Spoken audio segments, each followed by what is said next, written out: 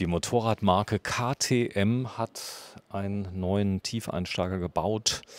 Lucien ist schon ganz aufgeregt. Du konntest gar nicht mehr schlafen, hast gesagt. Also hier ist alles verbaut, was ich persönlich auch verbauen würde. Unter anderem eine gefederte Sattelstütze. Genau. Hier haben wir das KTM Makina Gran 720. Das ist die Sattelstütze. Was ist für eine drin? Da ist eine Suntour XCR drin.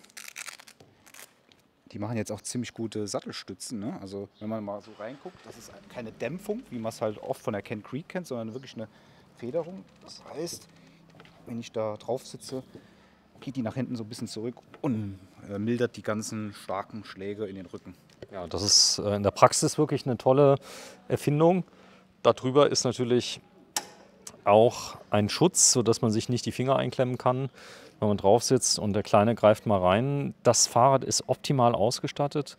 Preis-Leistungs-Verhältnis ist wirklich gut. Wir sind hier bei knapp über 4.000 Euro. Motor, was ist drin?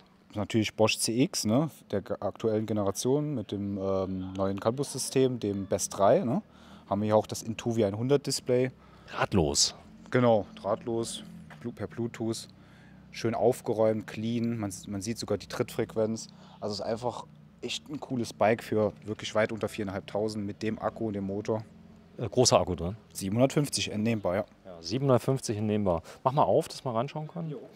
Der Tobi wird uns mal ein bisschen erklären, KTM, ist das jetzt wieder so ein Label, was aufgekauft wurde oder steckt da wirklich KTM dahinter? Da steckte mal KTM dahinter. Mittlerweile ist das alles ein bisschen auseinandergegangen. KTM E-Bikes oder Bikes werden nicht von der KTM Motorcycles mehr gebaut. Also es ist eine Firma, die zwar noch teilweise auf demselben Gelände sitzt, weil sie tatsächlich daherkommen, aber mittlerweile ist das ein eigenständig geführtes Unternehmen. Husqvarna ist ja so ähnlich. Also sie bauen ganz hervorragende E-Bikes, aber haben jetzt nichts mit der Rasenmäherproduktion zu tun, ja, oder der Kettensägenproduktion. Aber du würdest sagen, KTM steht ja für hohe Qualität und viel Robustheit. Das war ja so, weil die ja im Gelände sehr stark tolle Motorräder gebaut haben. Ist das hier ein gutes Fahrrad?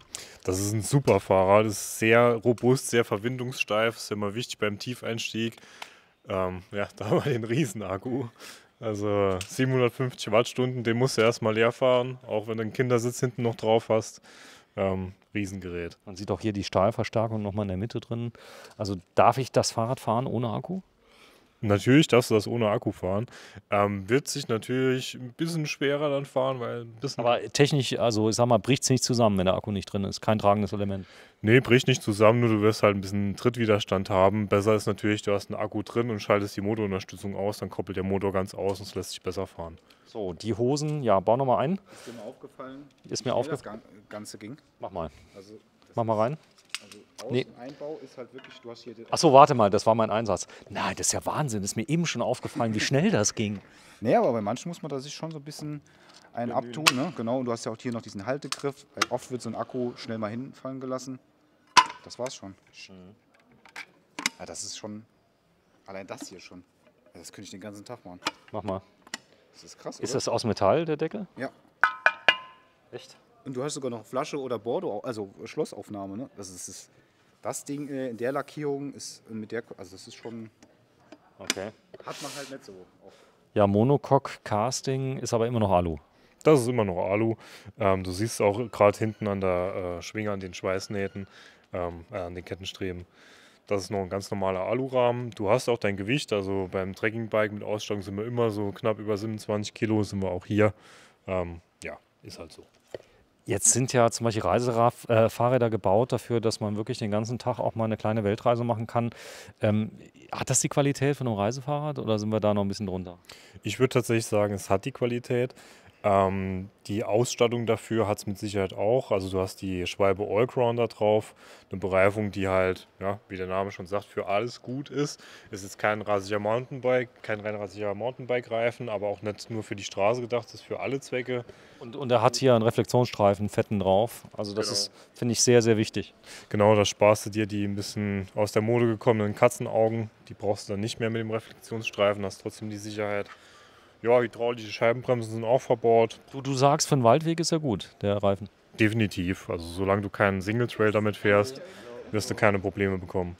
Ja, schon. Ja, die Gabel, eine Santur drin, Stahl?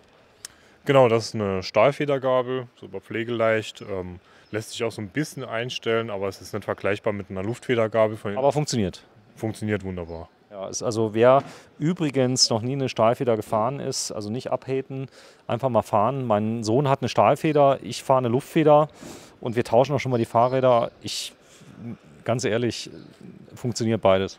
Ja, funktioniert beides und den Unterschied, den wirst du auch nur leicht merken. Schlimmer ist eine Luftfeder, die falsch befüllt ist. Das kann ja bei der Stahlfeder eben nicht passieren. Leider sehr oft, wo die Leute auch manchmal auch denken, dass man mit einer Luftpumpe, so einer Standluftpumpe, die Gabel und Dämpfer aufpumpen kann.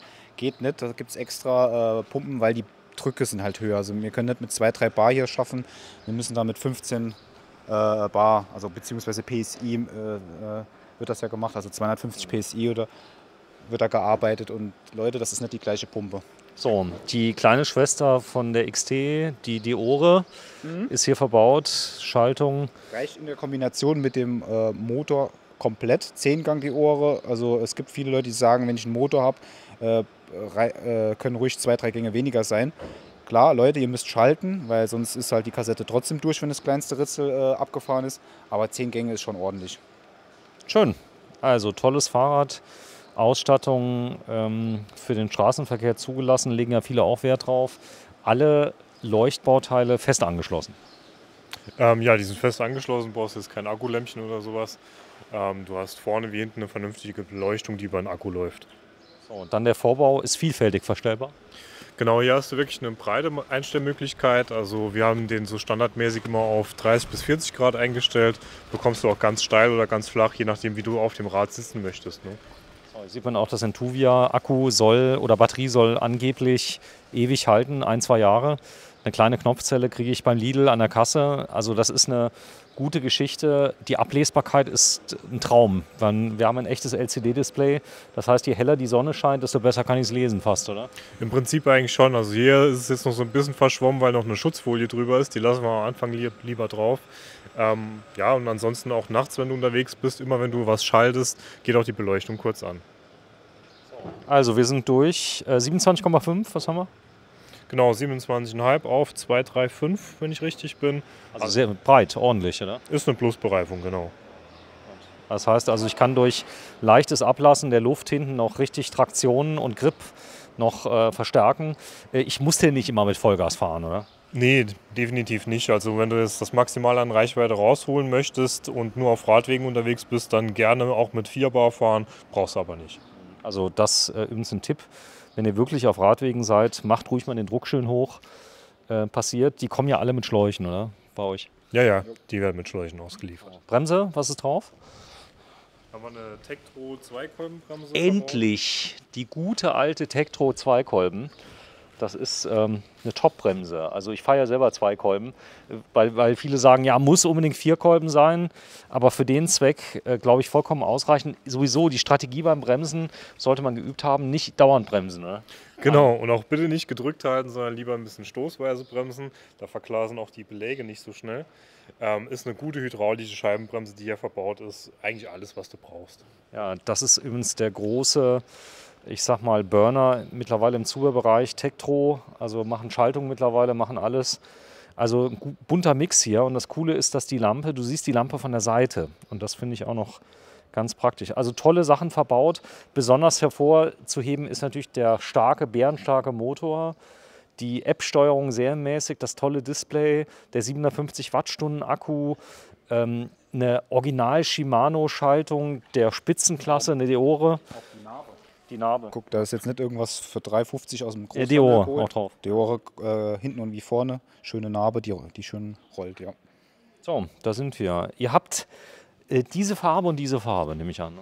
Genau, diese Farbe und diese Farbe, jeweils in den verschiedenen Rahmengrößen.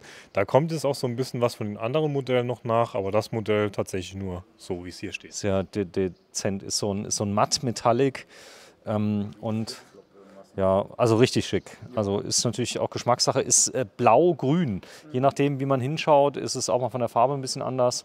Ich finde es sehr schick und das Segment ist schwer am Kommen. Gibt es auch ein Trapez?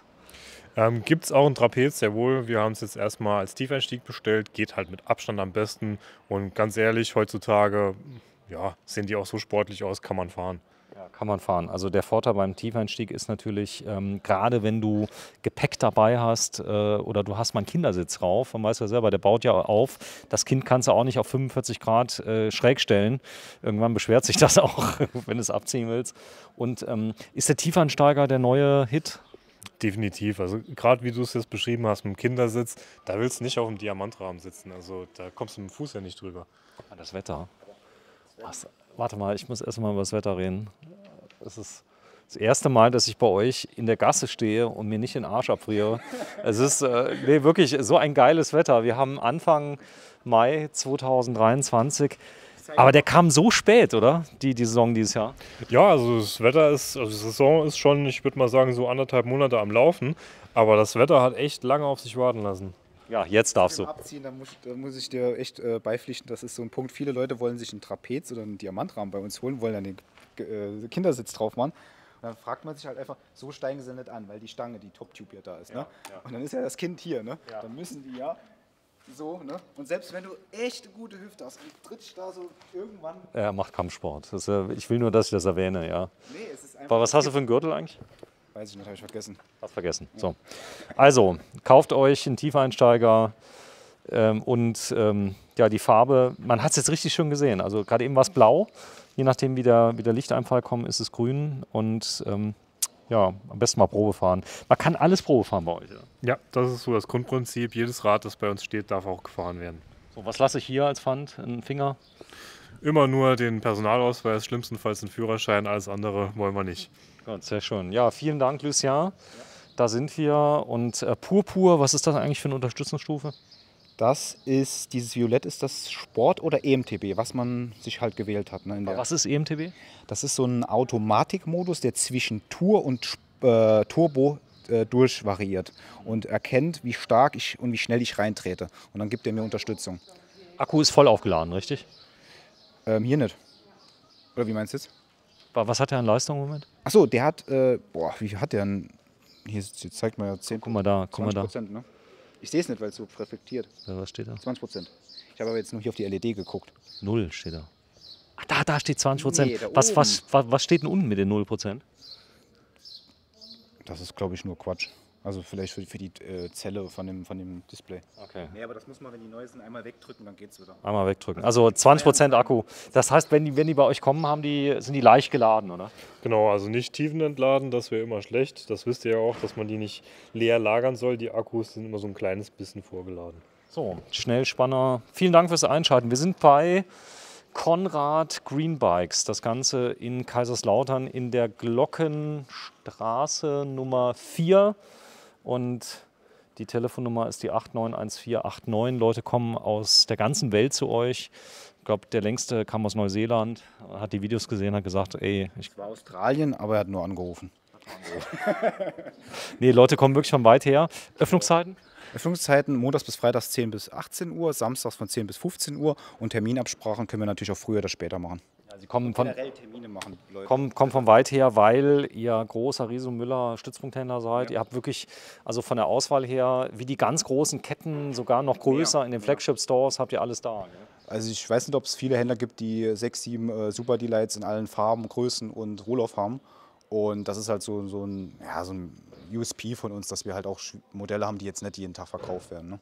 Lucia und Tobi, danke fürs Einschalten. Wir sind in Kaiserslautern, Glockenstraße 4 in einem denkmalgeschützten Gebäude der Superlative www.heizkosten.de, aber jetzt im Mai ja nicht so schlimm.